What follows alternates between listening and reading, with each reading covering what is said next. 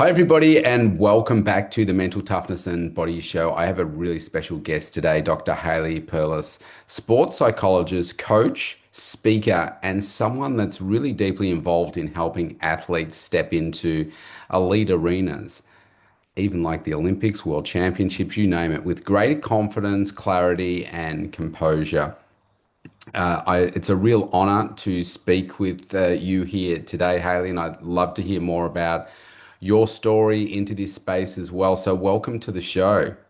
Thanks, Rob. I'm really happy to be here, and I've been listening to many of your episodes, so I'm ready to jump in because I love the topics you bring to your audience.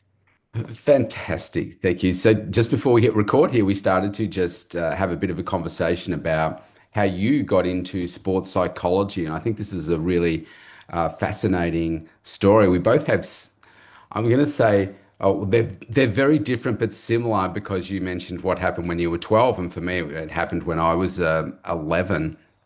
So tell us a little bit about how you got to be a sports psychologist and do what it is that you do, why your passion is there. Yes, so I was sharing with you that I grew up in Canada, and I was an alpine ski racer. I still, I still live in the mountains, so I still ski all the time, but that was my competitive sport. And when I was 12, I was competing in the juvenile world championships, and my coach bet on me to win. And what I mean by that is about 45 seconds before it was my turn to go, he pulled out Canadian dollar bill, placed it in front of my face and told me that he had bet on me to win. So it was pretty direct and pretty simple. And in that moment, No you know, pressure. no pressure. But in that moment, that pressure could do one of two things.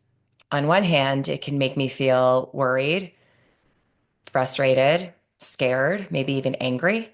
How could he bet on me and then tell me what Yeah, if right now. Yeah. yeah, what if he's wrong? What if I let him down? But on the flip side, if my coach is willing to bet on me, he must believe in me. And if he believes in me, I must be doing something right. And what am I doing right? Well, this was a slalom event, my best event. I've won every race so far this year. I know that I can pole plant down this technical steep course and make things happen.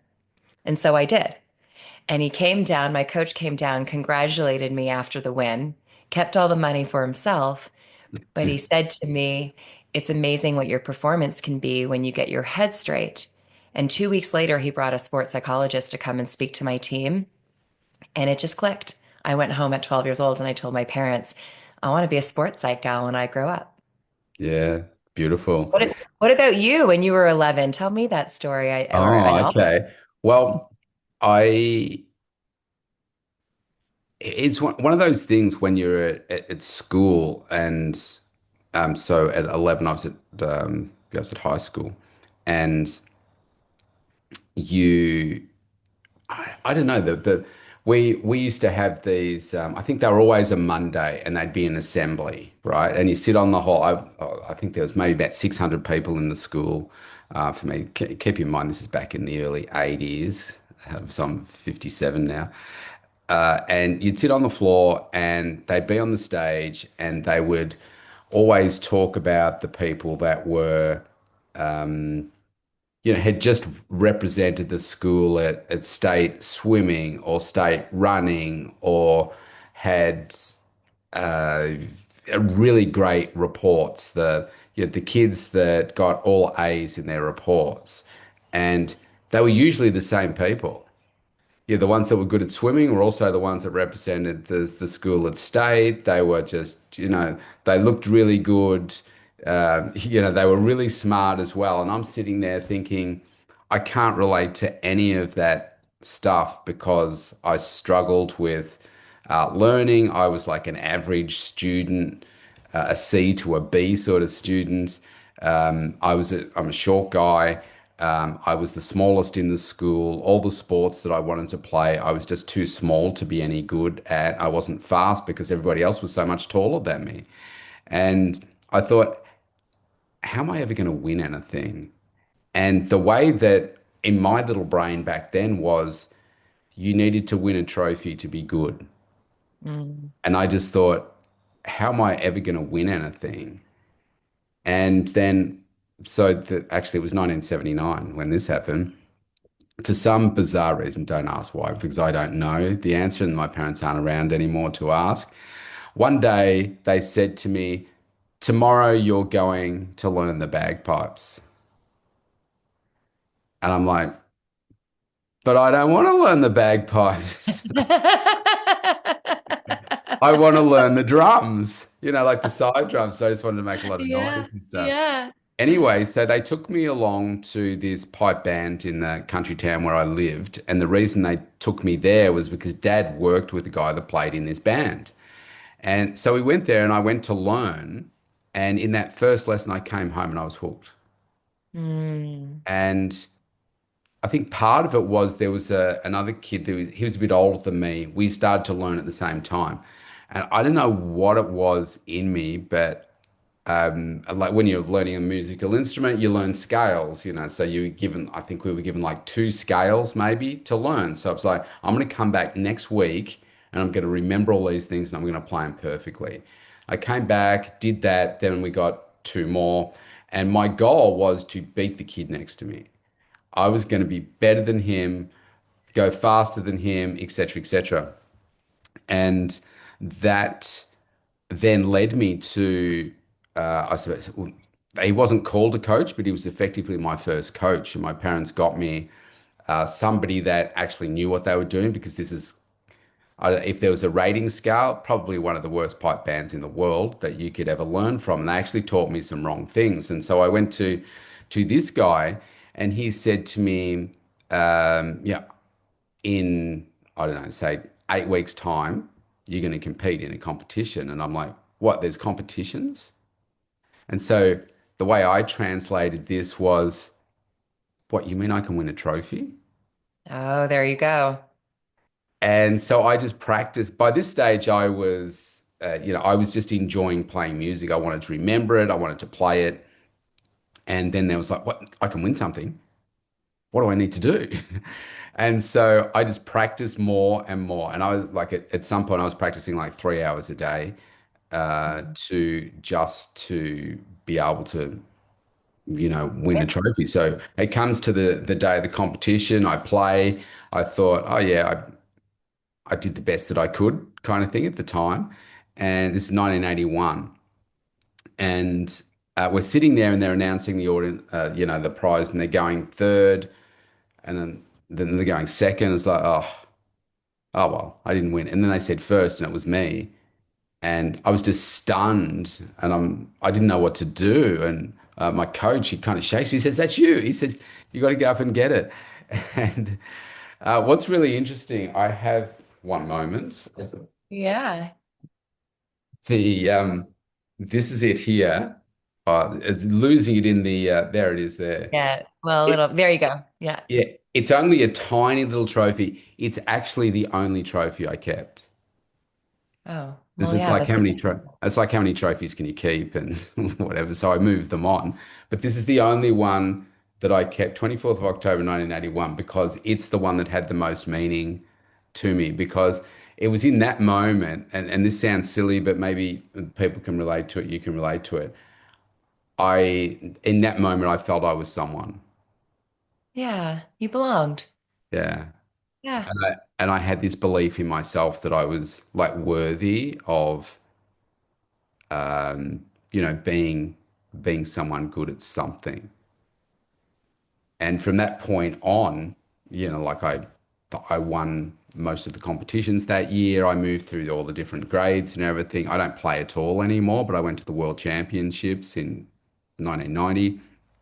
And that was like the highlight of my life. So it was, yeah, it was one of those things where your mindset, it was so warped at that age, but also interesting how, like back then, it's not too different now, I suppose, how the only version of success that the school put in front of you were those that were the absolute best. Hmm. Hmm. And that really impacted me in some ways in a very negative way, uh, because it was like, well, how am I ever going to be good enough?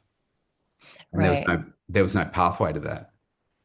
Right. It's an interesting, if you bring up a really important topic. And I think sometimes we look at these, I don't know if you want to call them role models, exceptional, Mm. right? Like you're good at everything, people. And on some level, I would think that we hope to be inspirational.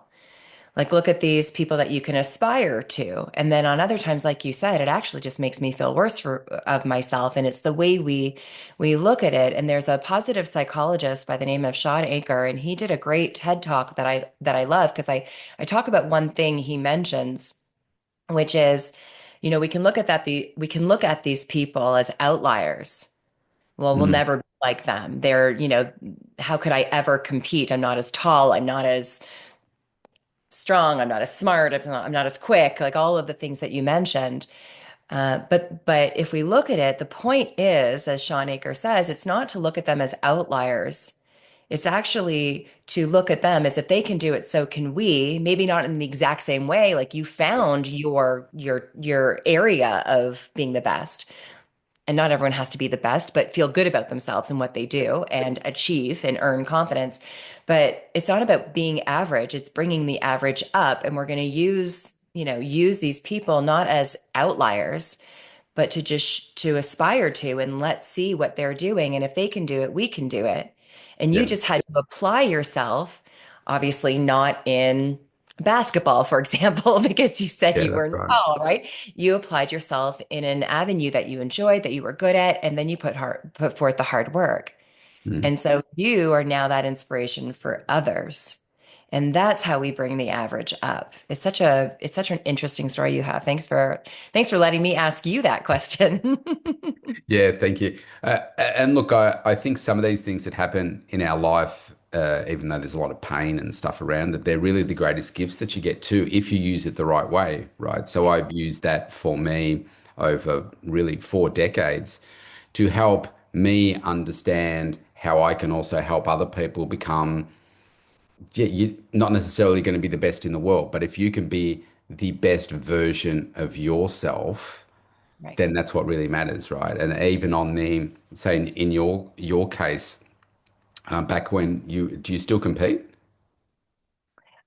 No, I mean, I'm not a competitive athlete, but I do still ski. And if there's a course, I'll jump in it. And often Yeah, with my nice. athletes, they want, let's see what you can do, Haley. I'll throw Yeah, on the yeah, helmet, jump on yeah. in.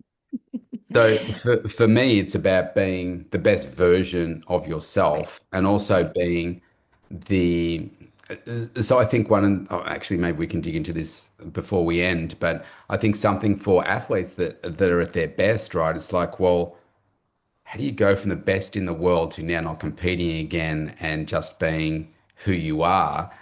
And I heard actually Lance Armstrong said this, so that could open up a whole other can of worms. But I like what he said here, which was about being the best version of yourself at your age. And so, like for me, I'm 57. I'm not trying to be the best in the world, but I'm trying to be the best version of myself at age 57. And, Absolutely. and That's all you that, can. yeah, and physically, that may not be the as great a version as I was when I was 47, because of just everything that happens with another 10 years of living. But I still believe mentally I can be better. And I can, I can still grow and be limitless in that perspective. But I think if you think, well, okay, well, yeah, I was the best here, but you can still be the best version of you at your age. I don't have to be better than Hayley. You don't have to be better than me. But if I can be my best version when you step out onto the competition field or whatever, I'm sure the coach would love it if everybody just bought their best. And if you lose, but everybody gave their best, then well, that's a victory right there. It has to matter. It has to count, even more than the trophy, because Mm, that is the only thing that you can control. And not everyone can have the trophy. There's one for a reason. There's a podium with a gold, silver, bronze. But the sport is not only for three people. mm. The world is not only for the top person. So it's whatever your trophy is for yourself, being the best. And I do believe that each and every one of us knows at the end of the day, when we go to bed, when we close our eyes and go to sleep, we know whether we gave You it our gave all out that all. day. Yeah. We know whether we showed up 50%, gave a little excuse here. And I'm not saying it always has to be perfect. Yeah. I do believe in giving ourselves some grace. There are many days that for whatever reason, not feeling that great, something happened, going to give myself some grace today, but I don't want to let myself off the hook. So Yeah. I'm always going to do, and it's not necessarily 1% better, but it's just I'm always going to be showing up. And if it's 70%, I'm going to give 100% of that 70. Yeah. And Yeah. that's That's a and great that's way where of the looking at it. dispersion. Yeah. Yeah. Yeah. Yeah. What do you think that perhaps the public get wrong about mental toughness? That it means we have to be tough all the time. The word mental toughness, I get it, I use it. It's the phrase that we know, but it's not about always being tough. Sometimes it is letting ourselves be sad, letting ourselves be scared, and working through it so that you can then get up. My personal life, I've been divorced, and I remember my father, who is very important to me and a personal coach and everything. And I remember he came into my room one day and I was crying, and he said, "Cry so that you can then get up." And the combination of crying and then getting up is mental toughness. It's not just not crying and getting on with my life. Hmm. I think that's a really huge misconception. How do you think? I see this changing, but I don't want to preload the question. The difference in, say, mental toughness for women versus men, because historically, men are like, "Yep, I'm tough. I don't cry. Get on with it." Do you see there's a difference at the moment? Do you see that that has shifted in the athletes that you coach, whether it will shift further? I have. I believe that, listen, my profession of sport and performance psychology is becoming, I mean, what you and I do is becoming more and more receptive, more and more public knowledge, more and more mindset, everyday conversation. And a really big part of that is, I don't know that I love the word vulnerable, but I'll just use it because that's the word that we all understand is the ability Mm, to be vulnerable and resilient. And to me, resilient isn't just, getting back up. It's allowing yourself to fall down and then getting back up. It's the combination. And the more we talk about that, you know, at the time of this recording, the Olympics was a week mm, ago. yeah, And I saw male athletes crying. I yeah, saw male athletes. I saw all the athletes. I saw sadness, I saw anger, I saw frustration, I saw overwhelm, I saw heartbreak. And in many of these athletes, I also saw that in resilience, recovery. mm, That is what makes them mentally tough, and that is what allows them to persevere and commit long term. So I do see the shift. And then in my trainings, not just in sport, but also in business and wellness, we often, emotional regulation is a part of the conversation. yeah, And if we're talking about men in particular, there are times when they'll say, but I've got I'm a man of the house, for example, or I want to be this type of model. And then they're starting to learn that it's okay to say that you're having a tough day. mm, Give yourself some grace. And let's not let yourself off the hook. What's one thing that you're going to do to move through that?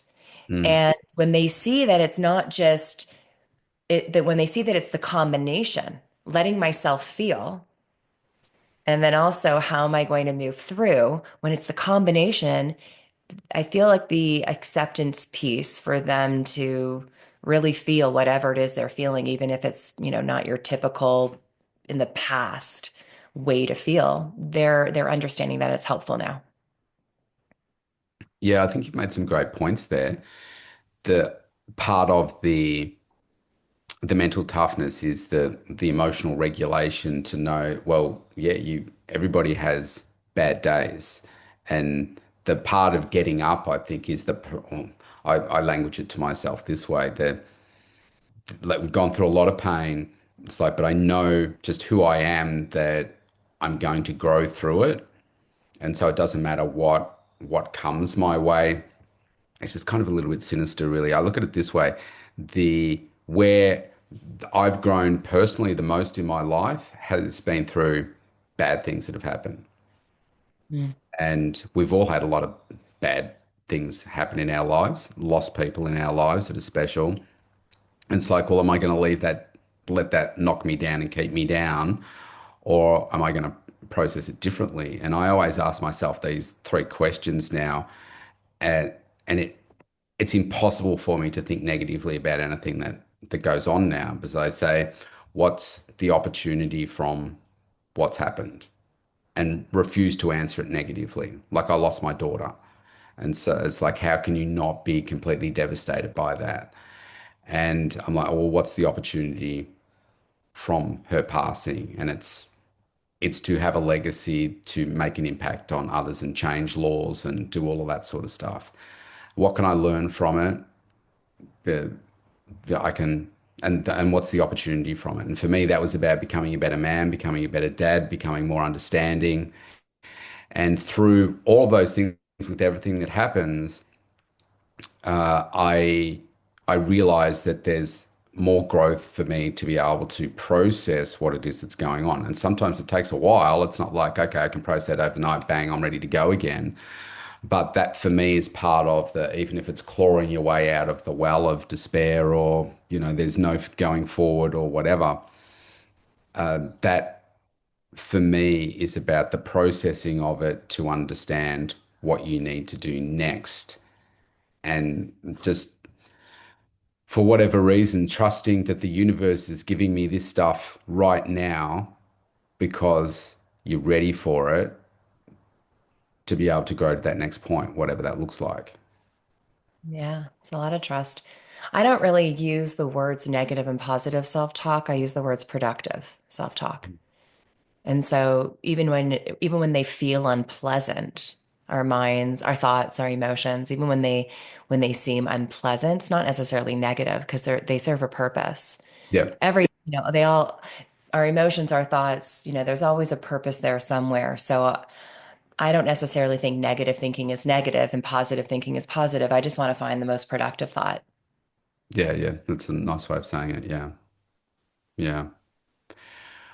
When you say you've got an athlete that's on the edge of something big, right?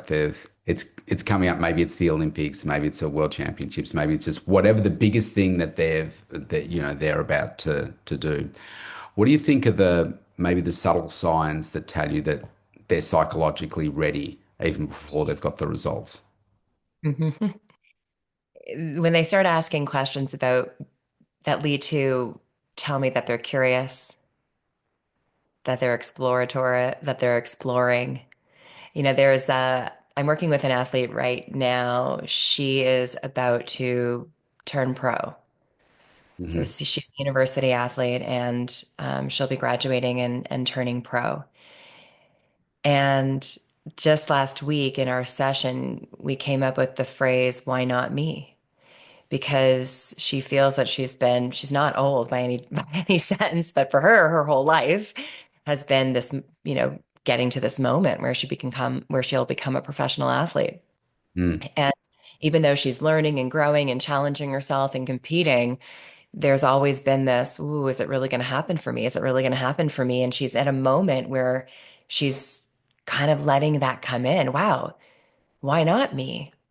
Like she's starting to feel that confidence and express it. And she's asking questions and getting curious and envisioning. And that's a good sign. And it was interesting because she was a little playing tug of war. And I asked her that question, why not you? And she just stopped and she goes, that's what I want to kind of run with. And so that's her phrase right now. Why not me? And being able to be inviting, like just inviting the opportunity for the mm. pressure, for the next level, to see what she's made of in this new chapter. So that's one sign. How hard is it with the people you're working with to develop that genuine self-belief? It's like they know that they want to win perhaps, but like in that case, you said, why not me? But is that the major problem with people's psychology when it comes to performing their best? It's like some people believe in themselves and others just don't. Oh, what if I'm not good enough? It is a popular, I don't know if it's the major problem, but I will say it is a popular topic in the work that I do, helping people to let themselves be confident. Mm, And it's a protective mechanism. It's an interesting thing. And maybe people who are listening and watching right now have never thought about it this way, but self-doubt is actually a way of you protecting yourself. mm, Because if it doesn't happen for you, well, I didn't believe it could in the first place.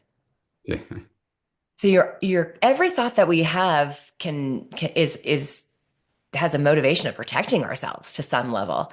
But when you let yourself be confident, I won't use this language, but another athlete of mine, he once said,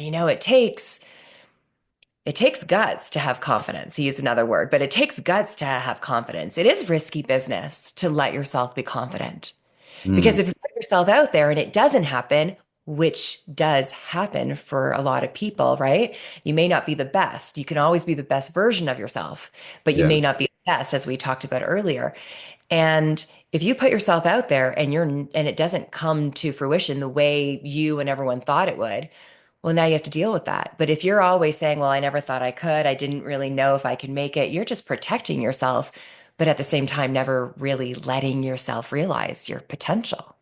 yeah. That's interesting, isn't it? Do you think is there a part of the self-doubt that perhaps also makes you train harder, or does it work the other way? Thinking It's a good that, well, question. if I don't have this, if I'm too confident, yeah, I don't have to train today because I'm so good. And But whether see, the inverse is true. absolutely. So to me, that would be a confidence that's unhealthy. I don't, and Mm, there's words for it, but I think a little bit of self-doubt, is human. mm, And I think it's natural. And I think for some people, it could be a motivator to, put forth a little bit of, that last little bit of effort. I think a healthy level of confidence is someone who believes in their ability to make a move. mm, And also at the same time, you understand that winning, whatever winning is to you, winning isn't loyal to anybody. And we need to understand that. We need to appreciate that. We need to respect that. And then, with that understanding that winning isn't loyal to anybody, go and let yourself be confident and go after that. Again, whatever the trophy is to you, I put that in quotations. mm. So, the overconfident person, well, sometimes that's a protection mechanism too. It's, they're then they stop putting forth the effort altogether. Mm. It's an interesting thing, but to me, a healthy mindset with regards to confidence is to let yourself see what you're made of. And you don't have to believe that you have all the skill set right now. Yeah, Confidence to me is your understanding and your belief in yourself to learn what needs to be learned, yeah, improve what can be improved, to develop the skill set instead of just having the skill set immediately. To me, that's confidence, belief in your ability to, well, like you used the word grow before. That's confidence with the understanding that winning isn't loyal to anybody. yeah, And you put those two together and you go and let yourself be confident and go and do the work. Well, now you're at there's a good probability that you're going to realize the best version of yourself. yeah. Nice. How hard is it for people when because they work their whole life to say it's the gold medal, whatever their gold medal is, whether it's the Olympics, World Championships, or anything. There's something about be careful what you wish for, right? Because then you get it, and it's like some athletes just don't necessarily, they're not prepared for what happens when they actually do win. So maybe from a psychology perspective, walk us through what happens in that process. And I guess like the public may think, well, how could they not they've won? It's like it's everything, but there's so much that goes into that's just a moment. It's the lifetime that's come to doing that. Talk us through what happens for people when that does happen. Well, now you have the pressure to stay on top, and that for many people is a lot harder than chasing, right? Chasing the person ahead. Mm, That's that's a lot often more simpler than being the person that everyone has a target. Like you have the target on your back now. yeah, So there's that, and there's the pressure of that. There's also, so there is a fear of success because once you do it once, then there's this expectation, whether it's from you or other people, to keep doing it yeah, again and again and again. So that changes. It's an added pressure. There's also the factors that maybe you didn't prepare for, like you said, all the different responsibilities and pressures. In addition, for people, here's a big psychology piece. For people who are the best at what they do consistently, and we do have that in sports and we do have that in the world of business and all things, like the people who are maintaining the best. There comes a moment, not all the time, I don't want to speak in exacts, but there comes a moment when the next win is more of a relief than a in real enthusiastic celebration. I did it. It's more of a phew, I did it mm, instead of a wow, I did it again. yeah, yeah. I'm still capable. It this relief, it's like load off. Yeah, and that's hard. That's hard because now you're doing it not to lose Yeah, instead of doing it to win. yeah, that's And interesting. that psychology is important to understand. I don't know what it's like in the US here, but if I say tall poppy syndrome, do you know what that means? No. Oh, there you go. Well, this is an Aussie thing, right? So Gonna teach me something new the, today. Perfect. the media do it, but I think just generally people do this as well. So imagine a field full of poppies, right? And so the tall poppy is the one that sticks up above. And so what Yeah. they do here in the media or whatever, oh, we don't want you to be a taller poppy, so we're going to cut your head off. And so it's like we want to say, yeah, go Hayley, go Hayley, go Hayley. But now Hayley's been going for too long and you're up there too long. So we're going to find whatever is wrong with Hayley to cut her back down to size because we want her to be great, but we don't want her to be that great that she's so far away from us, kind of thing. And so, what happened? Well, I'll talk about the Winter Olympics because it just happened, and it relates to what you just said. So we have, yeah, these are. Well, I'll use Scotty James for instance, the snowboarder, and because he's won a gold medal before. Oh no, he didn't win a gold medal. He's like E games, whatever the other categories are, world championships and stuff, and like it won everything, right? Hasn't won the gold medal. Or there's the Jakara mogul skier. She won the gold medal last year, so it's 4 years ago. But we expect you to win again. And so the Right. way that they prepare these ads months in advance, right? And they talk about Aussie Gold Rush that's coming because she won last time, so surely she's going to win this time. And so these poor, and they're only young still, and so much pressure is put on them in the weeks leading up to it, the night of it, etc. She doesn't win. Tomorrow, don't talk about it. She's no one. She's like, and like carrying the weight of the nation. Not to mean like her own expectations are enough, but then to have all this other stuff, and then okay, then the whole of Australia is cheering for her, and then the media just either crucifies her and said, "Oh, she bundled out, or she messed up, or and not just her, anyone, and they just don't talk about it." It's like Mm. that's devastating and horrible that they do that. It's like just let them compete, like. And so I'm wondering with the how you find with the athletes that you're working at, whether they're at that level or not yet. But then you've got their own expectations, then you've got the media. And I don't know what it's like in the US, and you've got other issues there in the US where you've got the athletes winning gold, and then you have somebody else at a higher level in government that wants to chip in, and then it becomes this political storm, and it's like, how can we not just just embrace the athletes for what they are. And so anyway, I'm wondering on how you manage those expectations with the athletes as well as that comes, public expectations, the media, and so forth. Absolutely. Because it's, listen, sport is a business, life is a business, and a couple of ways. It's not about, from where I sit in my area of influence, is not about influencing the media and changing their minds and changing their direction and changing their stories. So, what I do with the athletes that I work with is we do a couple of things. One is they learn the concentration skill of discernment. They learn and it's a skill, and it's a muscle like any other. So, you have to do the reps, but it's the ability to identify what is relevant and what is non-relevant. Hmm. And what is not relevant, you literally put up a barrier so that it doesn't penetrate. I once had an athlete who was a motocross athlete. He used the words, it just goes on mute. Like I'm literally Yeah. pressing mute on it.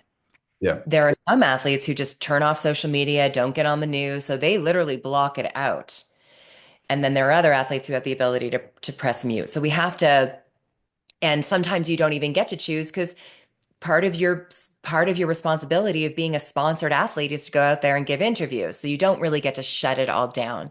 But Yeah. the discernment of what's relevant and what's non-relevant. In addition, every athlete that I work with, they have what I call their own performance team. I write about it in my book. And who's your coach? Who's your cheerleader? Who's your jester?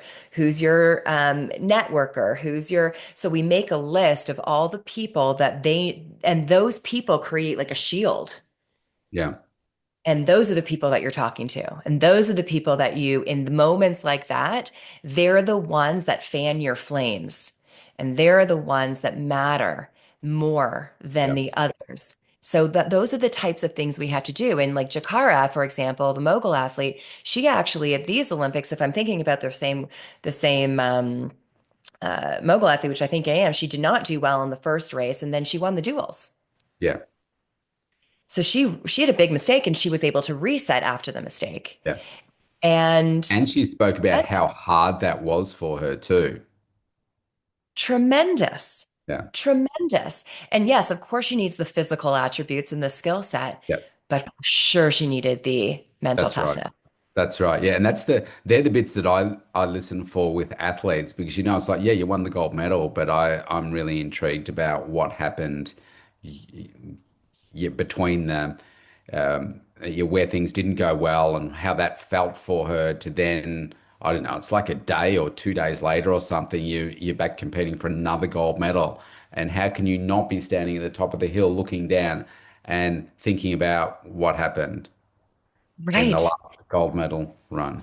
Right. Mm. And in the same time, funny enough, two polars is that in that same competition, a young athlete, never been to the Olympics before, had her breakthrough moment. US mogul skier Liz, she won the Olympic gold in the first, Yeah, right. just there and trusting her skiing. And then Jakara had to then, so, someone who may have not felt all the pressure had a breakthrough moment.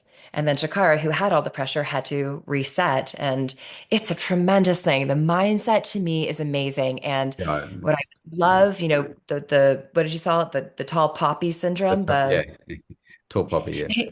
what I would love to do kind of goes back to positive psychologist Sean Aker is not to treat them as outliers and get rid of them, but to look at these amazing individuals and say to ourselves, they're not exceptional. If they can do it, so can we. And then let's bring the average poppy up. Let's make us all grow Yeah, that's taller. right. You know what I mean? That's right. That's right. I love what you said there about like this about having the right team around you, and the certainly when it comes to the media side of things. I've been fortunate enough with the work that I've done through my daughter's legacy. Like Liv is my daughter's name, so she was a big part in convincing the Prime Minister to change the social media law ban here in Australia to from 14 to 16 and so forth. And so I've done a bit of work with the Prime Minister and his team. And I was talking to, I mean, it doesn't matter which side of politics is, I don't know, they're kind of all a little bit the same. And it's political for a reason. It's called politics for a reason. And so anyway, I mean, one of the people that I've been, one of the ministers that I'd been dealing with specifically around this, yeah, had this trip to the US to the UN, and I was invited to go. I didn't go, and there's questions from the media around how much that cost, right? And you would look at it and say, well, that's a lot of money. Like if you were doing it yourself, you'd never spend that much money. How did it add up to that much money? All that kind of stuff. So now whenever this person does, or her team does a post, all she gets is hate, and it could be about something else, but all the comments come back to making jibes at what the cost was of that trip and et cetera, et cetera. So she gets like thousands with every post, thousands of hate messages, death threats, and all kinds of things, right? And so I spoke to her directly about it. It was actually at the Prime Minister's house. I got an invite to the Prime Minister's house, and we were talking. I said, "How do you deal with all the hate?" And she says that's what her I don't know what her title is, but her executive admin deals with. She says, I just don't look at it. And so then I spoke to the executive admin. I said, so what do you do? And she said she has to read every single one because if there are death threats, they have to refer those to the federal police to be investigated and all that kind of stuff. But she has to read literally she has to read every one of them to go through and see, is this a death threat? Is this, something that requires more action?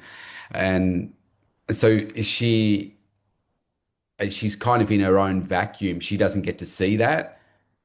And you'd have to keep away from it altogether because as soon as you would see it, you can see, man, there's so much hate here. And so it is about having those right people around you at the same time, as well as having your own resilience, isn't it, around that stuff? Because when she may be isolating herself in social media, but then when she's out in the public and somebody asks her a question, they always come back to, so Hayley, tell us about that trip again. How do you feel about that? You spent so much of taxpayers' money, et cetera, et cetera. So I like what you said there. Yeah, no, it's important. It's there's a reason why in the interviews top performers say that they didn't do it alone, right? That again, sorry. Top performers say that they did not do it alone. Right, yeah. It's a team effort, and it really, truly is. And sometimes you'll have someone on your team just go through 1,000 letters a day.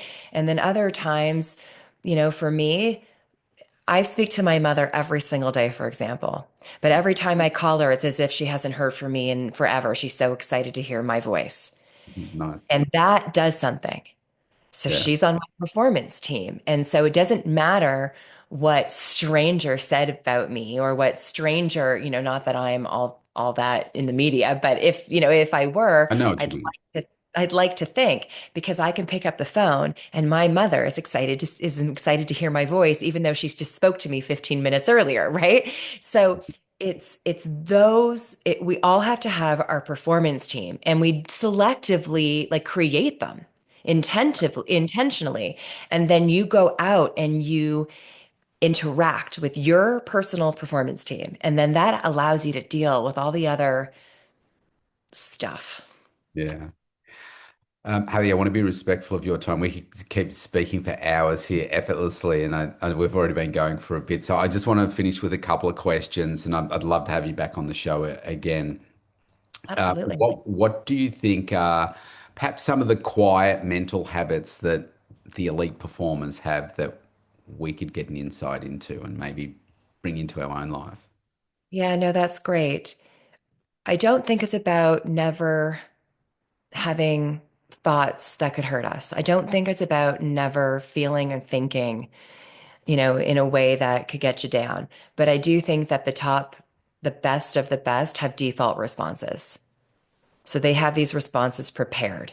Mm. Whether it's as soon as I feel or think something that's going to hurt me, I just say, leave it there. It's a mechanism called thought stopping, right? So we have these default responses. It's not about being perfect. It's just knowing how to respond to those moments that inevitably come up here and there. So we've trained ourselves. That would be one key technique that I believe that we can all learn. I like what Roger Federer says in this space. He did I don't know where it is, but he did like a university type speech. It's out there on YouTube, yeah. And he Yeah. said that in like one of the best tennis players of all time, he only ever won 54% of his points. And you would think, oh yeah, if you had to say it's 80%, 90%, if you only won 54%, that's only 4% or 5% below not winning enough. And he said what he would do is, okay, so if I lost that point, okay, just it's 1 point. Let's just focus on this next point and see what Right. happens. And you can actually see him do that on the court in his behavior. It's like, man, how did you forget about that last point and just focus on this one and then win it and then move to the next point? Because all it takes is what, 3 points, and you've lost your momentum in the tennis match, and the difference between being the best in the world and just you're another competitor against somebody else who's the best in the world. Right. And it didn't come by him honestly. He was actually an athlete who had to work through some anger management. He was Yeah. an athlete who was physically amazing. I mean, but he mentally couldn't keep up to his physical agility and tenacity. So he truly had to learn how to regulate his emotions and his thoughts. And you're right, the only winning 54% of his points, but winning something like 80% of his matches, it was Yeah. because in the moment, that point, and I believe he said this along with what you just shared, in the moment, that point is the only thing that matters. And then Yes. once the point is played, win or lose, it doesn't matter at all. What's Yeah. next? Yes. Yeah. And that's true elite, right? And for me, like in my becoming the best version of me, I use those things as inspiration. Not like I Yes. don't think, gee, I'm going to be the best tennis player in the world. I don't have the physical attributes of that, but I can certainly use that as inspiration. So I'm going to ask you, well, maybe two more questions. You mentioned before about like we think about these athletes and the different people that they have around them. They have the sports psychologist, they have the fitness person, they have the skills coach, and all of these different people. So if we come to average Rob Evans, how does somebody think, well, how do I go about getting the right performance team around me to bring up my level? I'm not an athlete. Oh, let's not use me. Just use someone else, right? They're thinking, well, how do I take me and create me into a more high performing individual? And they think, well, I don't have the money to get, six different people around me. How does somebody go through that process to say, well, actually, I need to work with someone like Hayley? If so, are you asking how do they find someone to pay and work with, or if they can't afford it, what can they I, do? yeah, well, I suppose let's take it back a step. Like, if people want to just, how do they get their own performance team around them Mhm. without thinking, well, I'm not an elite athlete. I'm not going to have a fitness coach, a nutritionist, and et cetera, all around them. Maybe they do at different points, but maybe how do people go about just raising their own standards and getting their own team around them? And maybe some of them are family members and stuff, but maybe some aren't. Yeah. A couple of things that I could offer. One is I don't think you just have to have all of it at once. I think there is for everyone an opportunity to go for the biggest bang for their buck, for example. So maybe have a moment, sit down, write down all your strengths and what you're already doing well, and then areas of improvement. And then when you look at this list, you're going to be able to look, well, do I want to learn these things that I don't have, or do I want to improve these things that I already do have? I just want to make them better. And then you see it's like a domino effect. You ask yourself, if I focus on this one thing, which thing allows all the other ones to improve automatically? So that might be able to, it's an exercise of priority. So then you can look at your strengths and your areas of improvement, and then you can prioritize which one you want to focus on. And maybe if you do have some resources, you can invest in the one resource that when you focus on that, all the other things will already naturally improve. And that's one way to raise your game. Another way to raise the game is keep listening to your podcast, for example, Rob. And when you're listening, ask yourself, where the, well, let's just, what you just went through, where's the opportunity for me? Mm, What excites me about this? And again, it's not implementing everything we've talked about, but it's just being a little bit curious as to how can I apply one thing in this podcast, in this episode to my life if you don't have the resources to hire someone. And yeah. then in addition to that, if you do look at your family and friends, look at them with admiration. Look around. This is what a lot of athletes do too. They look around, it's called vicarious experience. And it goes, if they can do it, so can I. Mm, I was just this morning talking to a university athlete, and he shared with me that there is another one of his teammates has this ability to reset after a mistake faster than he does. And I said, great. I want you to look over there and say thank you. I admire that and I want to learn that from you instead of feeling intimidated by it or they have it and I don't. yeah. So look at your family and friends and look at them with admiration and find the opportunities for you to step up your game because if they can do it, so can you. And maybe you even want to ask them, how do you do that? And let them teach you. And then maybe you can teach them something. So there's no necessarily financial exchange if you can't do that. There's a law of reciprocity. I teach you, you teach me, we both rise. Yeah. Yeah. Beautifully said. If people want to work with you, I'm assuming you work with people all over the world. I do. Yeah, well, I'll put the link below in the comments here. But what's the best way for people to get in touch with you, understand more about the work that you do? Yeah, that's great, and thank you for mentioning that, Rob.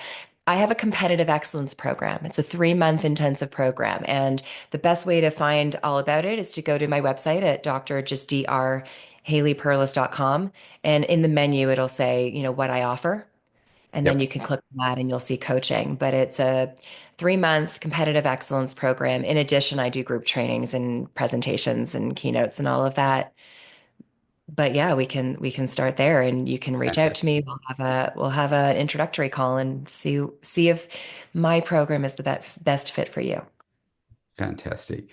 There's a follow-up question to that. Do you only work with athletes, or what I see is people that work with, like elite athletes, then move on to work with, say, like your CEOs and your high performing people in business that just want to get that edge as well, because a lot of these, like the psychology part, just transfers over into normal life. But do you do that as well? I do, yes. I work with athletes. I work with executives coaching, and then I then there's a company called Evolve that I'm part of, and we also collaborate and work with organizations to bring these messages to Okay. their employees. Fantastic. So I'm going to give you the closing word in a moment, but I want to thank you for today. This has been so fantastic. I love psychology. The sports psychology is just fascinating. Thank you for all the work that you do for everybody, and thanks for this conversation today. It's been really wonderful. My last question to you is, what's the best advice that you've ever received? Going back to that story when my coach bet on me, I believe what he was telling me with the pressure he was putting on me is that pressure is not the enemy, it's the invitation. And what is the pressure we're feeling in anything we're doing? Ask yourself this, what is it inviting me to do? And that allows me to use it wisely. Beautiful. Well done. Thank you so much for today, Haley. Thank you, Rob, for having me.